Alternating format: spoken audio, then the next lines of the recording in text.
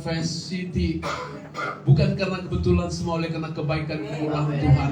Engkau sudah merancang kami untuk ada pertemuan hari ini, khususnya di pagi ini kami siap untuk dengar firman-Mu. Engkau yang memanggil, memilih, Engkau mempercayakan hamba untuk memberitakan isi hati Allah. Sembunyikan hamba-Mu di belakang salib Tuhan Yesus, sehingga setiap kata, setiap firman menjadi berkat bagi kami sekalian. Tidak satu pun kami di tempat ini kembali dengan sia-sia, tetapi kami diberkati ketika kami dengar firman-Mu. Berbicaralah Engkau, karena kami siap untuk mendengar. Dalam nama Yesus kami berdoa. Semua katakan amin. Ibu saudara, kita silakan duduk. Ya, selamat pagi, shalom. Ya, sangat senang. Ya, dari sejak tadi saya merasa begitu ya, saya bisa ada tempat ini. Ya, sepertinya tidak pernah kebayang gitu, tidak pernah terpikirkan saya bisa ketemu di jemaat Harvest, ya, GB Harvest City. Itu semua oleh karena anugerah Tuhan. Ya, mungkin hampir 3 minggu yang lalu, ya kurang lebih begitu ya, saya bilang Pak Pendeta Restu, saya akan ke Jakarta, ada kegiatan gereja begitu ya, dan saya akan mengunjungi, saya akan hadir di tempat Pak Pendeta Restu. Saya bilang, ya sebelum kita firman Tuhan, saya harus sampaikan ya kesaksian singkat. Ya, saya kadang bagaimana bisa saya ungkapkan perasaan saking saya mengenang 17 tahun yang lalu, 2006 ya, sampai sekarang kan 18 tahun yang lalu lah begitu. Saya bersama Pak Restu ya dari 2022 kenal, 2021 maksud saya 2001 kenal, 2002 sama di STT Jeffrey, kemudian 2002 juga ya saya tanya Pak Restu, pelayanan di mana? Di Cimanggis, Depok. Ya, kalau butuh bantuan pelayanan, saya menawarkan diri. saya bisa bantu pelayanan. Oh, saya baru buka perintisan. Ya tapi enggak titik kan. Ya, kalau mau sama-sama merintis dari awal ya datang aja. Lalu saya datang, saudara, 2022 ya, maksud saya ya 2002 berarti 21 tahun yang lalu. 21 tahun yang lalu ya. Ya, saya melihat bagaimana terus saya 2002 sampai 2005 pertengahan, 2006 saya balik ke Kalimantan. Ya, 3 tahun setengah saya hitung, 3 tahun setengah bersama Pak Restu. Saya banyak hal yang saya ambil, yang saya adopsi dalam pelayanan. Sampai istri saya, ya, perkenalkan dulu istri saya. Ya, ini Ibu Sarah ya. Jadi sudah disebutkan nama saya Pak Andreas Kaduk lengkapnya. Ya, mungkin kalau mau berteman di Facebook cari saya. Tadi malam saya sudah ngobrol dengan Pak Eko ya. Ya, bisa tukaran, maksudnya saling add lah gitu. Ya, 21 tahun yang lalu ya saya bersama Pak Restu, tepatnya 2002, 21 tahun yang lalu. Ya, oleh anugerah Tuhan saya bersama istri, ketiga anak saya bergabung dengan Pak Restu. Ya, saya sudah sampaikan beberapa jemaat. Ya, enggak kebayang kok bisa suami kuliah, istri bantu-bantu di catering ya, in Petris, terus anak-anak juga sekolah, terus kembali. Kalau saat ini ya 21 tahun yang lalu sampai saat ini saya ada oleh karena anugerah Tuhan. Terus dalam pelayanan banyak hal yang itu tanpa saya sengaja ya.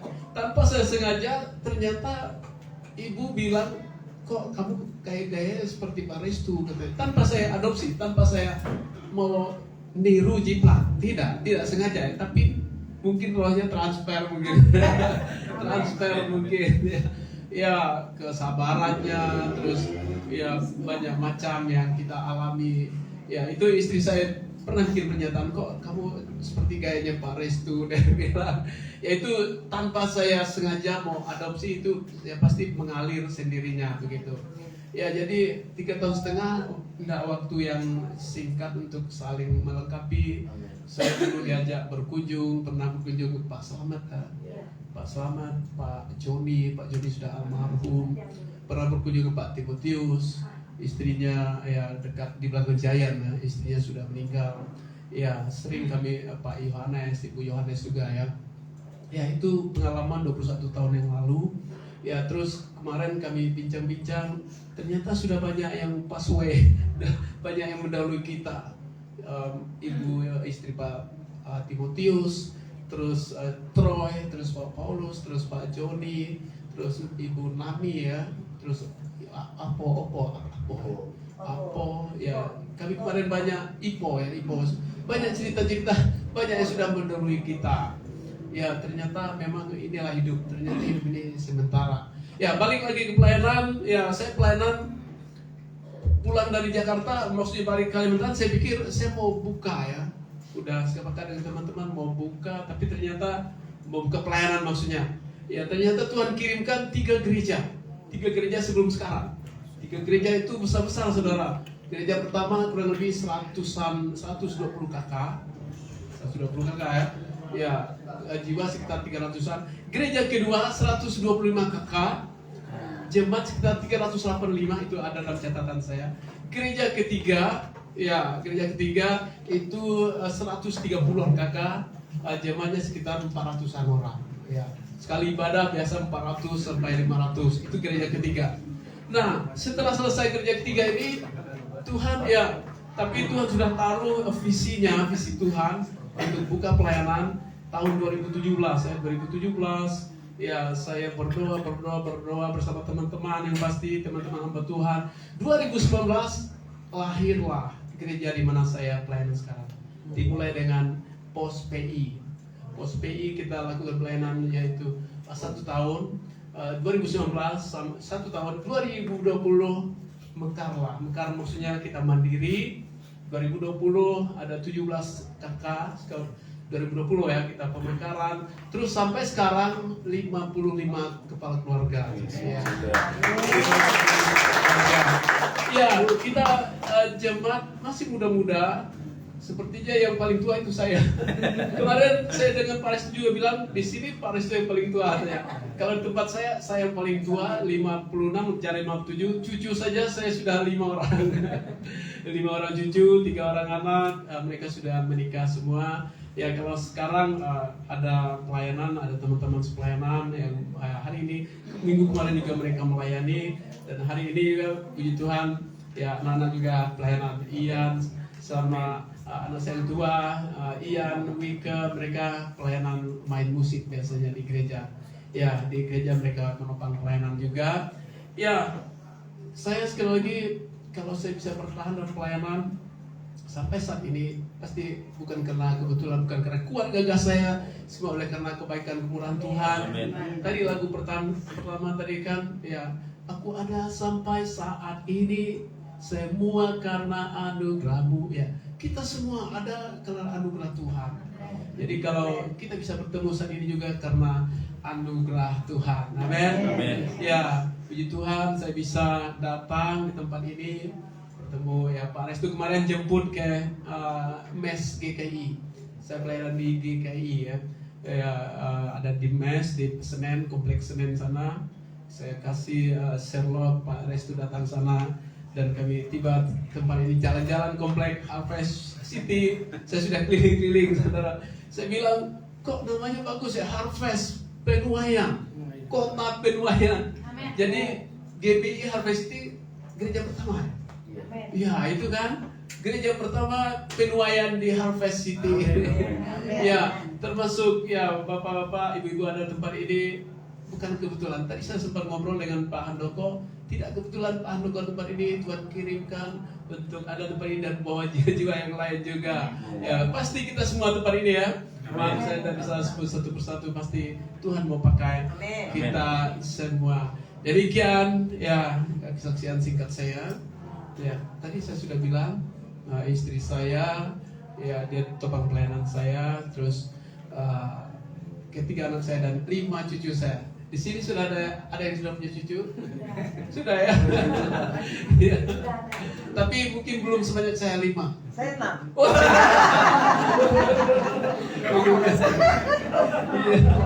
Iya, saya sudah 5. Ya.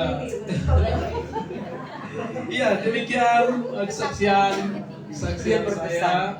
Ya, saya biasa kesaksian 21 tahun bisa 5-10 menit ya. 21 tahun bla bla bla bla singkat jadi. Ya, contohnya 3 gereja kan, wah, udah sampai 2 menit selesai kesaksian 3 gereja. Sekarang gereja keempat yaitu ya sudah jalan 4 tahun GKI Sola Gracia. Ya, jalan 4 tahun sekarang. Ya. Nanti ulang tahun keempat 20 Oktober. 20 Oktober nanti ulang tahun keempat. Ya, demikian ya, maaf kita waktu. Saudara, saya sudah siapkan firman Tuhan yang saya ambil dalam Kolose 3. Kita baca 4 ayat dari ayat 1 sampai ayat 4. Kolose pasal 3 ayat 1 sampai dengan ayat yang keempat. Satu perikop, saudara. Tapi satu perikop ini juga menyangkut perikop sebelumnya atau pasal sebelumnya, pasal 2 dan ayat-ayat berikutnya juga. Kita baca sama-sama Kolose 3 ayat 1 sampai ayat yang keempat. Kalau sudah dapat, katakan amin. Demikian firman Tuhan ayat 1 sampai 4. 2, 3. Karena itu, kalau kamu dibangkitkan bersama dengan Kristus, carilah perkara yang di atas, di mana Kristus ada, duduk di sebelah kanan Allah. 2. Pikirkan perkara yang di atas, bukan yang di bumi. 3. Sebab kamu telah mati dan hidupmu tersembunyi bersama dengan Kristus di dalam Allah. 4. Apabila Kristus yang adalah hidup kita menyatakan diri kelak, kamu pun akan menyatakan diri bersama-sama dalam kemuliaan. Saudara, khotbah hari ini persis saya sudah khotbahkan di akhir bulan April. Ya, akhir bulan April itu saudara, ya dengan judul yang sama, yaitu dibangkitkan bersama dengan Kristus. Akhir bulan April kan tanggal 30 itu khotbah terakhir saya di sana. 30 khotbah pagi, terus malamnya pergi Pontianak ya. Dari 30 saya sudah tinggalkan ya tempat pelayanan saya. Ya, saya sudah khotbahkan ini saudara, dan dari Kalimantan juga saya berpikir saya akan khotbahkan ini di Jemaat Harvest City. Saya percaya ada maksud Tuhan untuk kita dengar firman Tuhan ini. Kenapa saya pilih ayat ini? Karena menyangkut kebangkitan Kristus. Kenapa saya pilih ayat ini? Karena ya Kristus sudah dibangkitkan. Dan apa respon, apa bagian saya dan saudara ketika kita juga sudah dibangkitkan bersama dengan Kristus. Nah, kita sering merayakan Paskah, kita sering dari Paskah sampai kebangkitan, terus dari kebangkitan sampai kenaikan. Ya, nanti besok hari Kamis. Saya juga pelayanan sudah menunggu. Saya juga akan ada ibadah sudah ditetapkan pasti hari Kamis kenaikan ya begitu. Saudara, kenaikan dari kebangkitan sampai kenaikan itu ada 40 hari, saudara. Kemudian dari kenaikan itu lagi ya ada kita akan masuk dari minggu depan ya semacam hari Pentakosta. Dan Pentakosta ya pencurahan Roh Kudus. Nah, saudara, sebelum Yesus naik kan dia ada di dunia ini. Dia penampakan ke berbagai tempat, ke berbagai para murid, saudara. Nah, saudara saya dan saudara saat ini juga sebagai murid Kristus. Apa yang mesti kita buat sebagai murid Kristus ketika dibangkitkan bersama dengan Kristus? Saya kasih tema, saudara, hari ini yaitu dengan tema dibangkitkan bersama dengan Kristus. Saya suka kasih tema menyangkut ayat yang ada di dalamnya. Coba kita baca ulang ayat yang ke-1 dari Kolose 3 ayat 1. Baca ulang. Di situ ada temanya, saudara.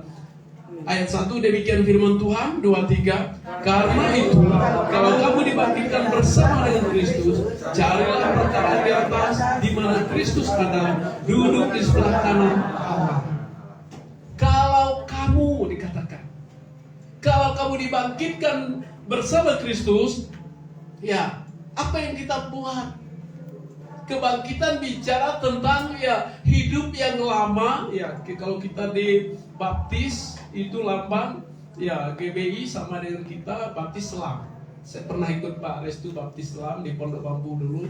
Ya, baptis itu kan lambang kita diselamkan, artinya kita mati bagi dosa, tinggalkan dosa, dosa tidak berdaya lagi. Kita bangun dari air, yaitu kita dibangkitkan, melambangkan kita hidup dalam hidup yang baru, hidup bagi Kristus, saudara. Nah, apa yang menjadi bagian kita ketika kita dibangkitkan bersama dengan Kristus, artinya kita sudah dibenangkan, diselamatkan, dosa-dosa kita sudah diampuni, kita diselamatkan, dosa tidak berdaya lagi, dikuburkan, tidak hidup lagi, tidak berdaya lagi. Kita bangun setelah kita dibaptis di atas, artinya melambangkan kita hidup bagi Kristus. Nah, Paulus menulis pada zaman di Kolose, dia bilang, kalau tadi ada 3 tadi ya, kalau kamu dibangkitkan bersama dengan Kristus, mesti apa yang bisa kita buat? Saya percaya kita di tempat ini cuman Harvest City, saya percaya semua kita sudah dibangkitkan dalam Kristus. Amin. Kita sudah diselamatkan, kita sudah mati bagi dosa. Tetapi bagian kita, apa yang Tuhan mau kita buat? Ini juga yang saya khotbahkan 2 minggu yang lalu, saudara. Apa yang kita bisa buat? Sebagai kita sudah dibangkitkan bersama Kristus, firman Tuhan bilang, carilah perkara di atas, mencari perkara yang di atas. Ya, apa maksudnya mencari perkara yang di atas? Mencari perkara di atas itu bicara tentang kerinduan cari Tuhan, kerinduan melayani Tuhan, kerinduan untuk menyenangkan Tuhan. Itu kita sudah lakukan di tempat ini, termasuk hari ini. Kita sudah dibangkitkan bersama Kristus, cari perkara di atas, cari Tuhan dalam ibadah, seperti kita lakukan hari ini. Ketika kita beribadah, kita cari Tuhan, itu membuktikan, menandai bahwa saya dan saudara sudah dibangkitkan di dalam Kristus. Saudara, Bapak Ibu dikasih oleh Tuhan Yesus, Tuhan mau saya dan saudara bukan hanya kita dibangkitkan, tidak buat apa-apa. Bukan hanya kita diselamatkan, terima Yesus, tidak buat apa-apa. Ada action yang kita buat, ada tindakan yang kita buat. Kita terima Yesus sebagai Tuhan dan Juru Selamat. Kita terima keselamatan, dan bagian kita juga, kita ada action. Carilah, firman Tuhan bilang, mencari perkara di atas. Perkara di atas itu perkara-perkara pelayanan. Perkara di atas itu perkara-perkara yang Tuhan percayakan untuk kita kembangkan, melayani Tuhan. Saya percaya di tempat ini Tuhan mau pakai kita semua. Amen. Untuk mencari perkara di atas, melayani Tuhan, menyenangkan Tuhan, mendukung pelayanan. Itulah kita mencari perkara di atas. Saudara, keselamatan itu bukan kita vakum. Keselamatan, kebangkitan Kristus menjadi jaminan kebangkitan saya dan saudara. Ketika kita diselamatkan, bagian saya dan saudara, kita kan belum di sana, saudara. Kita belum di sana. Kita masih di sini. Kita masih di dunia ini. Tuhan mau kita cari perkara di atas, senangkan Dia, melayani Dia, untuk kita mempersiapkan diri kita ke sana. Kan sebelum di sana, di sini kita ada tugas yang Tuhan mau. Baik untuk lingkungan kita, baik untuk keluarga kita, baik untuk orang-orang di sekeliling kita. Tadi Ibu WL bilang, ya, bawa jiwa, menangkan jiwa. Meskipun dia tidak, ya, ada di tempat ini, dia ada di luar juga, dia diselamatkan. Amin. Tapi ya, saya percaya ya di sini juga bisa aja bawa jiwa-jiwa. Tadi malam cerita-cerita, ya Pak ya Handoko bawa teman-teman lain. Pasti di tempat ini banyak bawa teman-teman lain, kan? Pasti itu saudara. Saling bawa jiwa-jiwa begitu. Nah, carilah perkara di atas. Tuhan mau saya dan saudara, ya, untuk kita cari jiwa. Tuhan mau saya dan saudara untuk kita dipakai oleh Tuhan. Kenapa kita dibangkitkan di dalam Kristus? Ada tanggung jawab yang Tuhan mau saya dan saudara kerjakan, yaitu untuk memenangkan jiwa.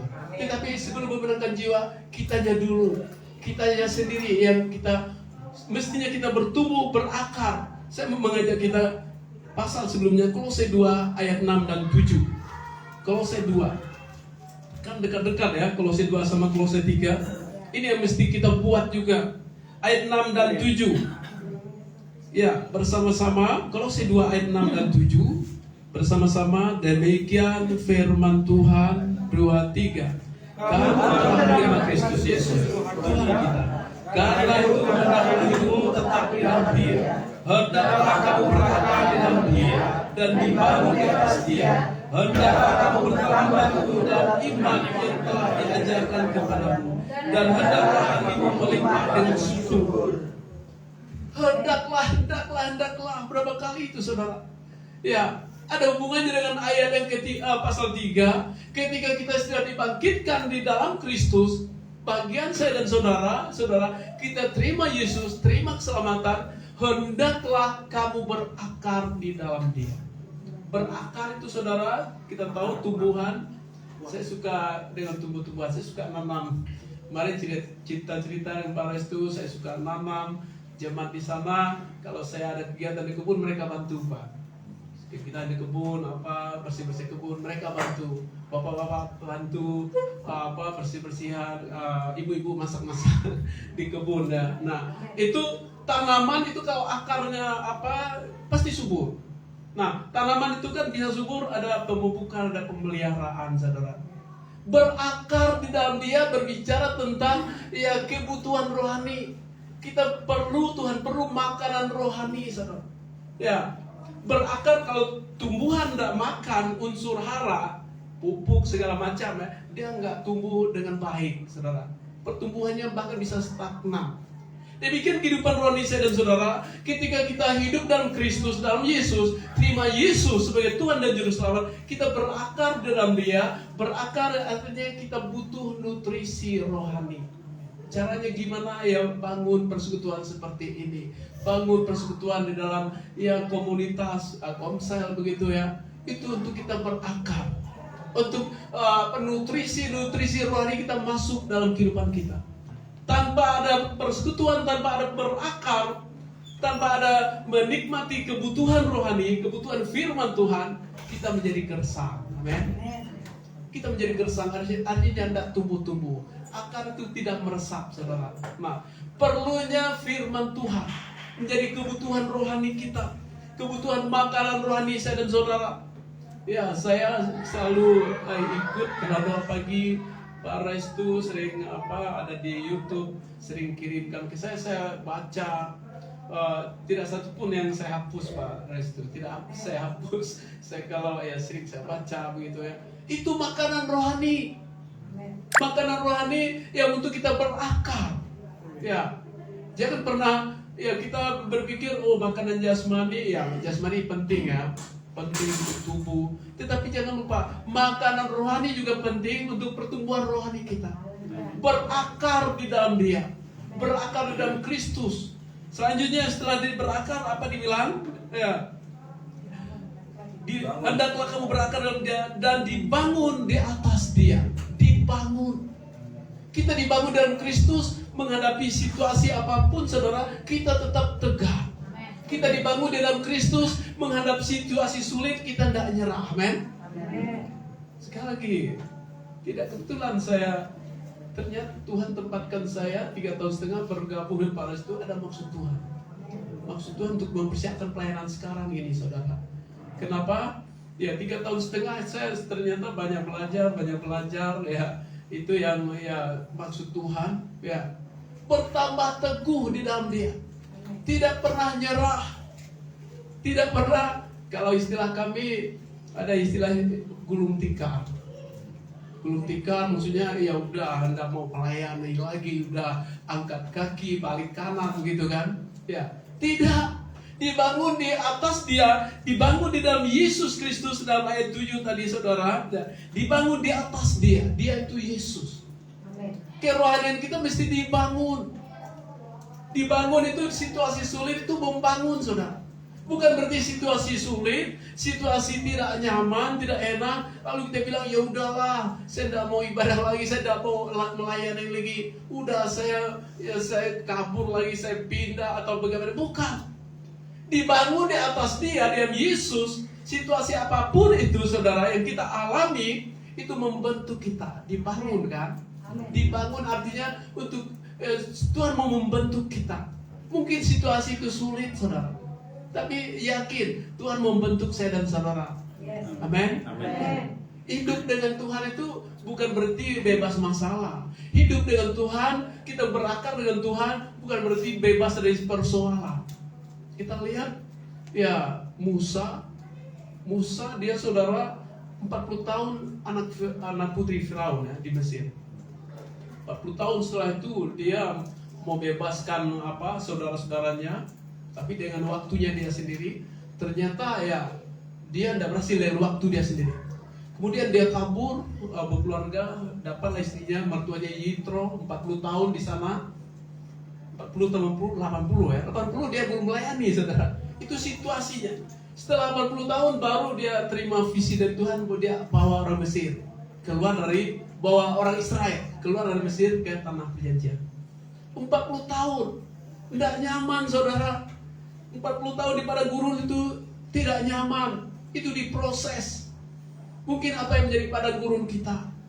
Padang gurun kita situasi pekerjaan, padang gurun kita mungkin ya situasi apapun yang kita anggap padang gurun masalah. Lagi orang Israel sudah lalui itu. Mereka tidak nyerah. Musa tidak nyerah. Yosua melanjutkan kepemimpinan Musa. Tibalah mereka di tanah Kanaan. Saudara, jangan pernah nyerah, ikut Tuhan. Amin. Terus dibangun. Jangan pernah nyerah. Ada persoalan, undur dari pelayanan. Tidak, amin. Coba bilang sama-sama, tidak akan nyerah. Sehingga lagu ku tak akan menyerah pada apapun juga, sebelum ku coba semua yang ku bisa. Ya, jangan pernah nyerah, ikut Tuhan. Ya, ikut Tuhan sekali, bukan seperti jalan tol. Jalan tol saja, saudara, bebas hambatan, ya bisa macet juga. Tadi ngobrol-ngobrol dengan Pak Andoko, jalan tol aja bisa macet, saudara. Padahal bebas hambatan, kan? Ya, kalau bebas hambatan juga bisa bahaya, saudara. Dulu saya pernah ikut Pak Restu kalau hari Minggu pelayanan Pondok Lampu lewat tol ya, terus laju kencang larinya. Pak Restu kadang cubit dia sendiri, ngantuk kan, kadang dia cubit dia sendiri di mobil nih karena larinya kencang. Saya pikir kenapa Pak Restu cubit sendiri? Ya ngantuk dia bilang, saya ngantuk. Jalan tol kencang juga bisa bahaya, saudara. Ya, jadi hidup ini tidak mulus-mulus, saudara. Ya, hidup ini ada masalah, ada situasi sulit. Jangan nyerah. Tetap dibangun di dalam Dia, di dalam Yesus Kristus. Kemudian dikatakan, hendaklah kamu bertambah teguh dalam iman yang telah diajarkan. Ayat 7 ya, dari pasal 2.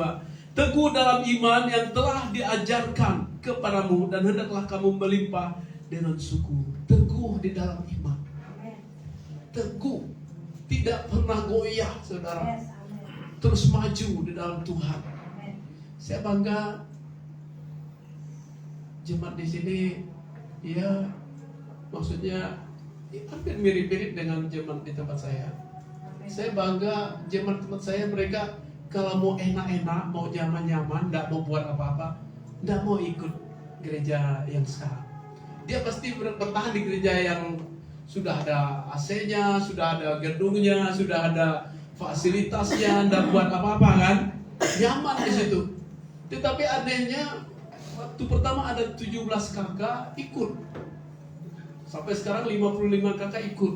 Padahal banyak pengorbanan di situ, ada bangun gerejanya, ada fasilitasnya yang masih ya belum apa-apa. Dulu kami hanya pakai keyboard tunggal, ya saudara. Masih banyak perjuangan. Tetapi mereka bisa ikut. Saya juga bangga jemaat Tuhan tempat ini bisa ada di tempat ini bukan karena kebetulan. Mari bertambah teguh dalam iman. Iman itu jangan bergantung apa kata orang, saudara. Supaya imanmu jangan bergantung kepada hikmat manusia. Coba kita buka 2 Korintus. 1 Korintus pasal 2 ayat 5. Itu bicara tentang iman ya. Ya. 2 Korintus pasal 1 Korintus maksud saya. 1 Korintus pasal 2 ayat yang ke-5. Mudah-mudahan tidak salah ayatnya. Ayat yang ke-5. 1 Korintus 2 ayat 5. Sudah dapat? Amin. Ya. Kalau sudah dapat, baca sama-sama. Ini bicara tentang iman. Demikian firman Tuhan 2:3. Supaya iman kamu jangan bergantung pada hikmat manusia, tetapi pada apa? Supaya iman kamu, Paulus bilang, Di perikop ini pasal 1, 2, 3 bicara tentang perselisihan, percekcokan, pertengkaran, konflik. Pasal 1, 2, 3 ya, kalau kita teliti. Di situ ada Apolos. Apolos itu orang yang berhikmat. Apolos itu orang yang fasih lidah. Ya, ayat pasal 3 mereka mengaku perselisihan mereka kan di Korintus. Aku dari golongan Apolos, aku dari golongan Paulus. Paulus bilang, siapakah Apolos, siapakah Paulus? Apolos menanam, Paulus menyiram. Ya, Allah yang menumbuhkannya. Ya, di tempat ini Allah yang menumbuhkan sehingga saudara ada tempat ini, amin. Ya. Supaya imanmu dikatakan apa? Jangan bergantung pada hikmat manusia, tetapi bergantung pada kekuatan Allah. Saudara ada tempat ini karena kekuatan Allah, amin. Kalau bergantung kepada hikmat manusia, mungkin orang pikir, oh maunya ke gereja yang besar lah, ramai, wah itu hikmat manusia itu hikmat manusia. Firman Tuhan bilang supaya imanmu jangan bergantung kepada hikmat manusia, tetapi kepada kekuatan Allah. Saya dan saudara, engkau ada tempat itu. Itu kekuatan Allah yang menempatkan engkau ada tempat itu. Amin. Ya. Supaya iman saya dan saudara jangan bergantung kepada hikmat manusia. Hikmat manusia itu bisa sesat juga, saudara. Saudara tahu, kemarin saya bicara dengan Pak Restu, hikmat manusia, orang cerdas, orang yang udah punya nama, ya saudara, teolog terkenal bisa sesat, saudara. Ya, jangan sampai kita terpengaruh dengan ya hikmat manusia. Hikmat manusia itu bisa sesat. Contohnya apa, saudara? Kalau kita buka YouTube, ada pendeta-pendeta yang khotbah, oh perpuluhan tidak ada lagi. Itu perjanjian lama, Israel sudah tidak ada perpuluhan lagi. Tidak ada itu. Sesat itu. Ya, itu ada pendeta yang khotbah itu di YouTube, saudara. Itu hikmat manusia.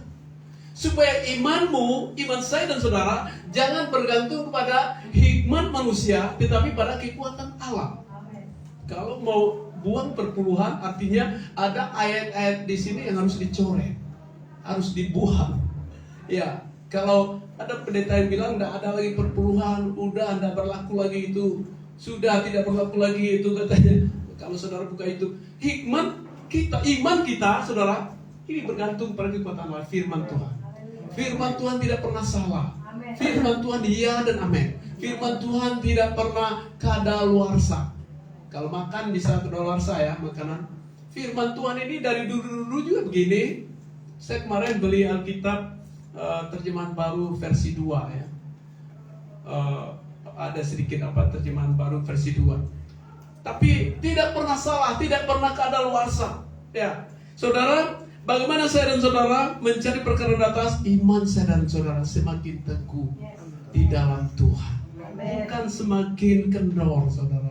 Ya, janganlah kendor semangatmu, biarlah rohmu menyala-nyala untuk melayani Tuhan. Itu dalam apa? Dalam ya, Roma pasal 12 ayat 11 ya. Janganlah kendor ya semangat kita untuk melayani Tuhan. Mari kita buka lagi Roma pasal yang ke 12 ayat 11. Tidak apa-apa kita banyak baca ayat ya. Roma 12 ayat 11. Yang sudah dapat katakan amin. Ya, ayat 11. Sudah dapat? Katakan sama-sama demikian. Roma 12 ayat 11. Demikian firman Tuhan 23. Jangan hendaknya pada kita kendor. Biarlah roh menyala-nyala. Jangan kendor. Coba bilang sama temannya, jangan kendor. Biarlah rohmu menyala-nyala dan layanilah Tuhan. Ya.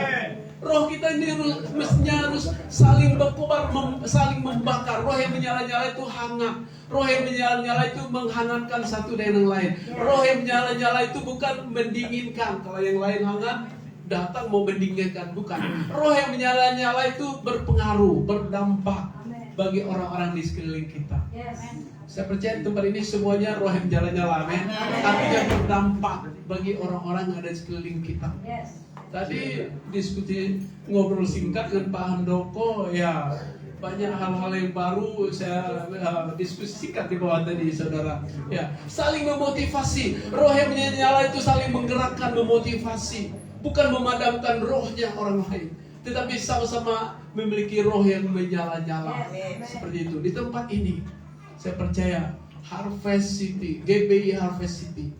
Ya, kemarin sekali lagi Harvest, saya bilang bagus nama gerejanya, yaitu GBI Kota Penuaian, menuai kota di sini ya, menuai jiwa-jiwa. Ya, miliki firman Tuhan untuk kita mencari perkara di atas, yaitu dengan roh yang menyala-nyala. Saudara, kemudian ayat yang keempat kita baca. Dan kembali ke Kolose pasal 3 ayat yang keempat. Nah ini Kolose pasal 3 ayat yang keempat. Tadi kita sudah baca, kita baca ulang. Sudah dapat kembali, baca ulang. Demikian Kolose 3 ayat 4. Demikian firman Tuhan. 2, 3. Apabila Kristus yang dalam kita menyatakan diri, kamu pun akhirnya menyatakan diri bersama dengan Dia dalam kemuliaan. Apabila, artinya suatu saat Yesus datang. Apabila Kristus menyatakan diri kelak, artinya apabila Yesus suatu saat akan datang. Kan kita sudah sering merayakan Natal, kedatangan Yesus pertama ke dunia ini ya, kita rayakan dalam Natal itu kedatangan pertama. Dia sudah, nanti kita akan rayakan, yaitu hari Kamis kenaikan ya. Itu hanya perayaan. Memang Yesus sudah di sana. Di sana Dia sedang berdoa untuk saya dan saudara, menjadi imam, berdoa untuk saya dan saudara kemanapun ya saudara kita. Tuhan sedang bersafar, imam besar, Dia berdoa untuk saya dan saudara. Nah saudara, suatu saat Tuhan akan datang. Apabila Yesus menyatakan diri kelak, ayat keempat ya, itu bicara tentang kedatangan Tuhan. Nah, ketika kita sudah cari Tuhan, melayani Tuhan, bertumbuh, berakar, dan kita memiliki iman yang tidak bergantung pada hikmat manusia, kita memiliki iman yang bergantung kepada kekuatan Allah, saudara, memiliki iman yang kokoh, teguh, dan tidak pernah nyerah, saudara, kan kita akan selesai hidup di dunia ini. Kita tidak selamanya hidup di dunia ini, amen? Tidak selamanya. Kemarin kami hitung satu persatu, tidak tahu kok bisa ngitung itu ya. Pak Restu bilang, kok kita ngomongnya mati terus. Kemarin di jalan ya, ada Pak Paulus, ada Ibu Nami, ada Ipo, ada Pak Troy saudaranya Pak Restu. Kemudian ada lagi siapa ya, istrinya Pak Timotius, ada Jimmy, ada satu lagi kawan Jimmy, siapa kawan Jimmy? Jiun. Jimmy dan Jiun matinya menggenaskan, tabrakan ya. Apabila Yesus menyatakan diri kelak, apa yang terjadi? Kamu pun dikatakan ya. Apabila Kristus menyatakan yang adalah hidup kita, menyatakan diri kelak, kamu pun akan menyatakan diri bersama dengan Dia dalam apa? Kemuliaan. Kamu pun, saya, saudara, kita semua akan menyatakan diri bersama dengan Dia dalam kemuliaan. Kemuliaan ini bicara tentang kita hidup di sana. Kita semua akan ke sana, amin. Mungkin saya dan Ibu tidak kesini lagi, mungkin. Tapi mungkin saya masih bisa lah, kan setiap 5 tahun, 10 tahun ada pertemuan. Mungkin makanya Ibu saya aja muter-muter di Jakarta, di jalan-jalan. Ya, kalaupun kita bisa ketemu lagi, itu anugerah Tuhan. Tapi kalaupun kita tidak bisa ketemu lagi, seperti ini, kita bisa ketemu di sana, amin. Itu jangan pernah takut bicara tentang kekekalan. Itu tempat kita yang sebenarnya. Tempat di sini kan sementara, amin. Semua manusia di dunia ini sementara di sini, di dunia ini. Ya. Kalau Yesus menyatakan diri kelak, Dia datang, kamu pun, firman Tuhan bilang, kamu pun akan menyatakan diri bersama-sama dengan Dia, dengan Yesus dalam kemuliaan. Kerinduan kita sama-sama mau ke sana, amin. Itu tempat kekal kita. Di sini sementara, di sini bisa ada persoalan, situasi sulit, situasi apapun, tetapi di sana kita bebas dari semua persoalan. Di sana tempat kediaman kita yang tidak ada air mata, tidak ada persoalan apapun. Di dunia ini boleh kita punya masalah, tetapi jangan pernah nyerah. Di sana yaitu tempat kemuliaan. Dalam kemuliaan Tuhan sudah siapkan untuk saya dan saudara. Amin. Saudara hidup di dunia ini Jangan pernah nyerah. Ini tempat temporer, sementara di dunia. Tetapi tempat kita permanen, yang tidak ada taranya di sana. Apabila Yesus menyatakan diri kelak, kita pun akan menyatakan diri bersama-sama dengan Yesus dalam kemuliaan. Ya. Saudara, apapun karirmu, profesimu, pekerjaanmu, apapun yang terjadi, jangan pernah dibangkitkan bersama dengan Kristus. Artinya kita sudah terima Yesus, terima keselamatan. Jangan pernah nyerah hidup ini. Cari perkara di atas, cari hubungan dengan Tuhan, intim dengan Tuhan dalam persekutuan, dan cari yaitu hubungan dengan Tuhan lebih intim lagi dengan mencari Tuhan, melayani Tuhan. Jangan pernah iman kita kendor, tetapi iman kita semakin kuat. Iman roh yang menyala-nyala. Iman kita tidak bergantung dengan hikmat manusia, tetapi iman kita bergantung sama kekuatan Allah. Pada akhirnya Yesus menyatakan diri, kita juga akan menyatakan diri bersama Dia dalam kemuliaan kekal di dalam kerajaan surga. Kita semua mari dulu ke sana, amin. Ya, kita akan dapat mahkota kemuliaan. Kita jangan pernah nyerah.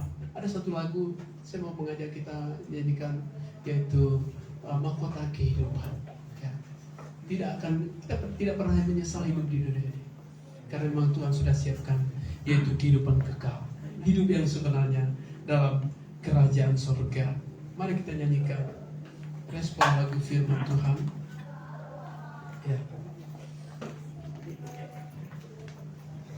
Tak akan pernah ku sesali mengiring Yesus, meskipun ada situasi sulit apapun. Kita tidak pernah menyesal, meskipun ada lembah air mata, situasi sulit. Kita menyaksikan kemuliaan yang dinyatakan. Apapun harga yang kita bayar ikut Tuhan, kita tetap setia. Mungkin harganya kesulitan, mungkin harganya masalah apapun, mesti kita bayar. Kita tetap setia melayani, setia mengasihi Tuhan. Sama-sama katakan, tak akan pernah ku sesali. Tak akan pernah ku sesali mengiring Yesus, mengiring Yesus sepanjang hidup. Lewati lembah air mata,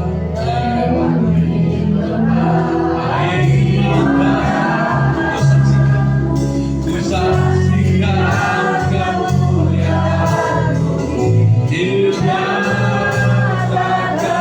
Berapapun harga, berapapun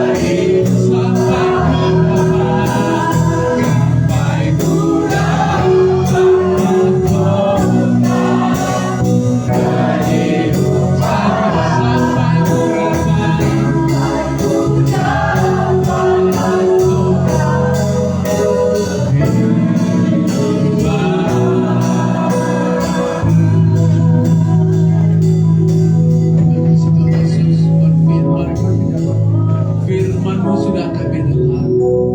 Kami percaya firman-Mu mengajar, menyatakan kesalahan, memperbaiki kelakuan kami, menuntun kami untuk kami hidup dalam kebenaran.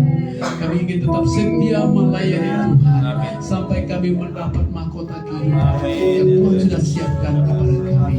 Mengucap syukur atas firman Tuhan. Dalam nama Yesus kami berdoa. Amin. Firman Tuhan dipersilakan duduk. Saya serahkan kepada saya langsung tutup ya. Silakan masih dengan sikap berdiri. Kita menyanyikan satu lagu, Kami Memuji Kebesaran-Mu. Ya.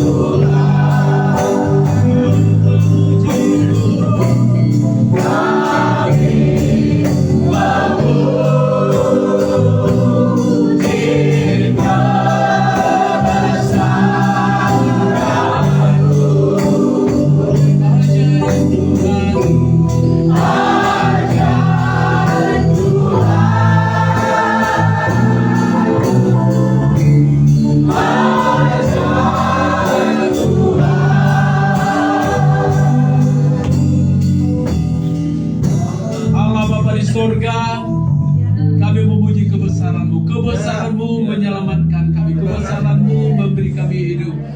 Tidak ada Allah seperti-Mu Tuhan yang mencari menyelamatkan kami di dalam Yesus Kristus. Bagian kami ingin hidup untuk Tuhan. Bapak Ibu Saudara jemaat Tuhan, ibadah kita sudah selesai. Ibadah sesungguhnya tidak pernah selesai dalam hidup kita. Oleh karena itu, pulanglah engkau dari tempat ini dengan membawa berkat kasih karunia dari Allah Bapa, damai sejahtera dari Tuhan kita Yesus Kristus, pertolongan, penyertaan, tuntunan, kuasa Roh Kudus kiranya turun atas engkau sekalian, jemaat Tuhan kita sekalian di tempat ini. Diberkatilah keluar masukmu, baik suami, istri, anak-anakmu dalam berkat Tuhan. Diberkatilah pekerjaanmu, apapun engkau kerjakan, Tuhan memberkati dan Tuhan membuat engkau berhasil. Diberkatilah apa yang menjadi kerinduanmu, anak-anakmu dalam karir, dalam pendidikan, dalam sekolah, dalam pekerjaan apapun. Tuhan memberkatimu dan Tuhan membuat engkau berhasil. Terima kasih Tuhan, kami percaya kami semua tempat ini, jemaat GBI Harvest City, menjadi jemaat yang diberkati oleh Tuhan. Diberkatilah Pak Gembala, Pak Pendeta Restu dalam melayani tempat ini. Dengan pertolongan Tuhan dapat melayani Bapak di surga tempat ini dengan urapan yang baru di tempat ini. Diberkatilah gereja ini menjadi berkat bagi lingkungan Harvest City di tempat ini. Terima kasih Tuhan Yesus. Terima kasih. Kami semua menjadi orang-orang diberkati dari saat ini sampai hari Maranatha. Tuhan Yesus datang kedua kali menjemput saleh-salehnya. Nyanyikan Bapa, terima kasih. Bapa,